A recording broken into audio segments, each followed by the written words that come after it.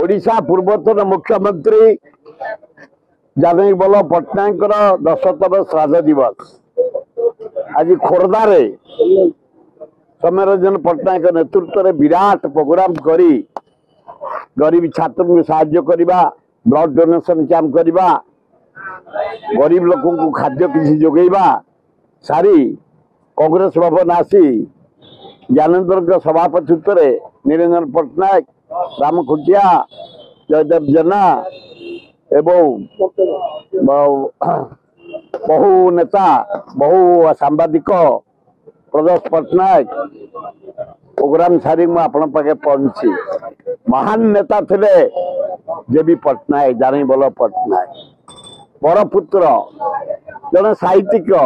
जड़े विशिष्ट शिक्षाविद इलाहाबाद से पास करी सुनाम अर्जन करते जड़े संस्कृति प्रेमी बेंगली रे बढ़िया भाषण दियंती हिंदी रे दियंती इंग्रेजी रे दियंती संस्कृत रे दियंती अगाध पांडित्य हजार दिन हजार कोटी हजार शिल्प ओडिशार विकास आज रास्ता घाट जल सेशन कलाहांडी लोक खाया न पाई मरी जाती भोक उपास आज डैम करी कलाहांडी धान विश्व प्रसिद्ध बासुमती चावल शिल्प देख आज भुवनेश्वर ओडिशा भद्रक बालेश्वर कलाहांडी सुंदरगढ़ बलांगीर कलाहांडी जुआड़ जीव राउरकेला